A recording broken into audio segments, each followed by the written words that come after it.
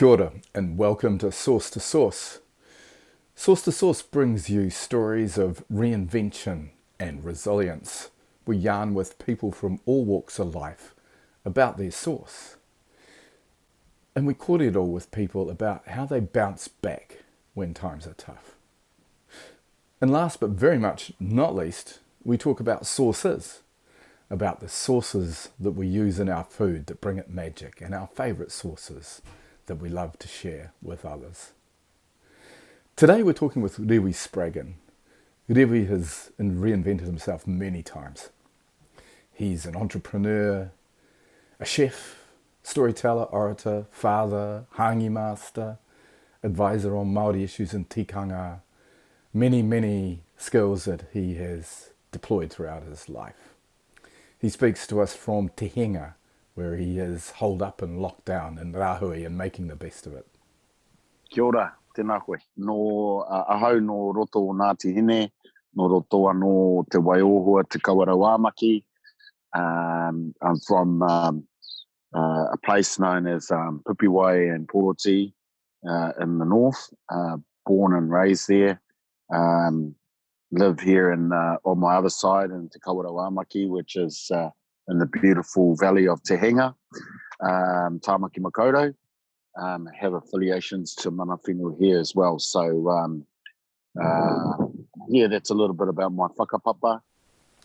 So Rewi, where do you source yourself and your way of being? It comes back to what you've been through. If you look at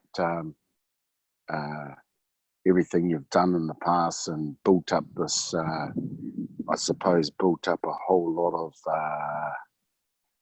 not resilience, but you built up a lot of skill sets from people you've met, experiences you've been through, and you count on those sorts of what you've done in the past. And for me, that's where I get my inspiration, my sources from what I've done in the past, what I've learned from, what are the mistakes I've done in the past. And so you get better at it, and you get better at what you're doing and the way you want to head.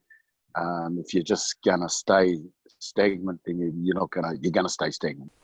Rewi, as an entrepreneur, or as we like to call it, a Māori-preneur, are there times when you inevitably hit the wall, and how do you deal with that? There's always an answer and a solution to a situation, and I think being an entrepreneur or someone in that area of skills, you're like a sailor. You've got to re-tack when the wind's down. You've got to find another way, and I think that's what I like doing. Anyway, and it sort of motivates me to actually get off my ass and bloody do it. And I think a lot of people run for the hills. You look at everything you've learnt in the past in your life, and you can actually find something, and you can always find a solution. We've been in the hardest times. I've been, hit rock bottom a few times, but I've looked at why I have, and if you look at all the reasons and why you got there, and what is the why you got there, then you can always find the solution. And I think my mind always ticks over and over and over, and I think a lot of you get those inspirational thoughts bloody 3 o'clock in the morning or something like that, and I think it's how you use them. It's how if you're open, I suppose, as you know, I do a lot of things, and my area of skills is wide and far. And so I think if you're doing more than 5 or 6 things or different things in your life, then you can always call upon one of those puking or one of those skill sets to actually pull you, get you over the wall. So I think what really thrives me is all of the things I've done in the past, and the people that have crossed my paths, and that I've worked with, that I've been fortunate to be a part of. And so for me, that really inspires me. There's been some great people that have been in my life, kaumātua and great leaders. And so you look at some of the mahi and that they've done and that you've been a part of, and that sort of really inspires you. And I suppose, a lot of people freak out when a crisis like this pandemic at the moment, people freak out and what can I do? But I think I really thrive on that.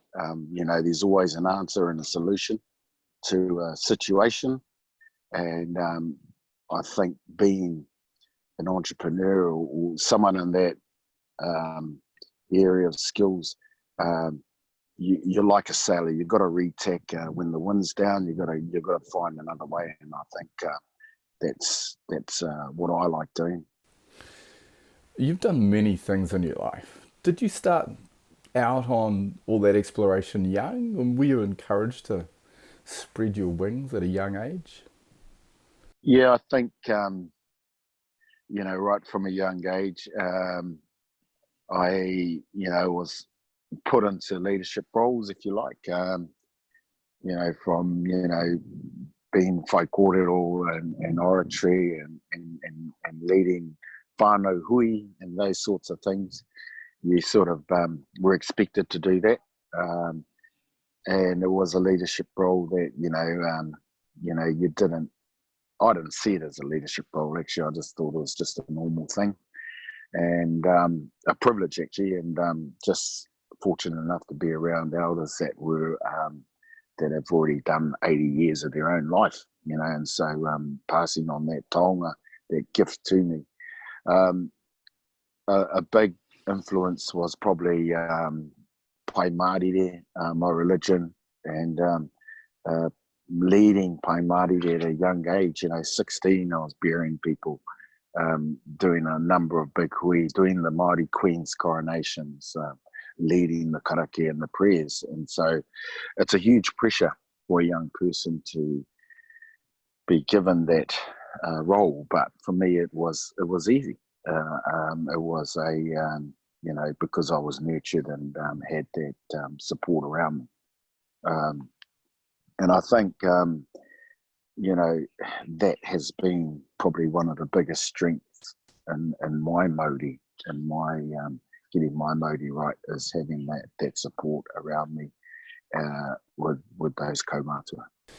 Rewi, you walk comfortably in many worlds, in Te Ao Māori, the mainstream world, the worlds of business and government. How do you manage to source yourself and adapt so beautifully? Firstly, my Te Ao Māori was really strong, and that was fortunate learning that at a young age, and I then obviously was mentored by a number of other non-Māori, if you like the likes of our mate Bob Harvey. I always go on where I was probably only 20, 22 when he sort of pulled me under his wing and all the crazy things he does, Sir Bob Harvey, and been around a lot of his in his world too. So he nurtured me, I suppose, in Te Ao Pākehā. He is one of my mentors, and there are a number of mentors that I felt comfortable with these people when they're at civics and receptions, if you like, and that. And so that was a great skill, if you like, gifted, I suppose, by the likes of those people. But for me, it's understanding yourself, understanding the bigger picture of the world's bigger than all of us, sort of thing. And I suppose, as you always say, it's that cathedral thinking. What's beyond what's beyond the first waves, if you like, what's behind it. And so it's just natural that I'm in that environment of walking in 2 worlds or 3 worlds or 4 or whatever. What do you say to your own children, your tamariki, and those that you mentor, on how they might source themselves? Because they're involved in nearly everything I do, they'll see what is right and wrong. I don't go on to teach them as such. I mean, you give them advice. I'm probably the worst teacher in the world when it comes to that, especially teaching your own kids. But they've, my oldest son, 21 now, he really values what I've done and seen, what I've done. And, every now and then he'll remind me. And I think when you're brought up and around that with good values and understanding, then, you're set on your path. And a lot of us didn't have that, so and a lot of us are trying to find that. So I think for them, it's they're around it, they're involved. I'm doing this lockdown cooking show at the moment, and my son's on sound, my other son's on camera, and my little daughter, she's on makeup. It's a bit of a hard case, funny thing. And tell me about you being a Māori-preneur. How do you define Māori-preneur? I suppose the DNA that guy had is exactly an entrepreneur in the ultimate form, changing himself from a bird to an insect to a man to a god and all of those sorts of things. So he was, he thought outside the box. He slowed the sun down, thank God for that. And he done a whole lot of things. And whether you believe it was true or not, the fact is there's a lot of learnings from those stories of ancestors like that. Sure, did he really slow down the sun? Did he turn into a bird? Shit, yeah, but I think it's that dream that entrepreneurs have about, I'm always thinking about that, what if I do this, I'm going to do that, but how do I do that, and I think you've got to just give things a crack. You got to be confidence and look, man, 98% of what I've actually done, projects I've done, didn't work. The two that did work were bloody amazing. And I think you just got to keep going, and that's always going to be the case with entrepreneurs. Is it's all right to park stuff. You can, and I think that's one thing I've learned too. Like I can get so far with a project, and you don't drown with it. You've got to just put it aside. And the number of projects that me and you've been involved with, that a project that's bigger than us, bigger than a lifetime, some major projects. I'm happy that someone else picks it up. How many people, would actually do that? They'll want to. That's my baby. That's my idea. So I've got to follow it through, and they never follow it through. So I think with some of the projects, I've gone as far as I can. I've given birth to it, if you like, or launched it, but it's someone else should pick it up, or finding the right person to pick it up and come back on later and support them, I think is important. And that's what Māoripreneurs are. They are dreamers that make stuff happen. And I think a good entrepreneur is actually following it through and getting it done. And it's don't be shy to ask people to help you. I think that's the biggest thing, is you can't do it all on your own. I'm shit at a lot of stuff, but I'll bring people in to actually do that part that I'm not good at. And I think it's understanding that. And that's how, I talk about experience of a lot of my projects I've done in the past. They sunk because I didn't have the right people to support me. And I think understanding that is a big skill and a big tip in how you can move on with a project, inviting people in. And the most important thing of all today, and particularly with yourself as a chef, and the importance of a great sauce, what is your favourite sauce for food? My favourite sauce would be any sauce that you can whakapapa to. The Māori cuisine, definitely here in New Zealand, is very,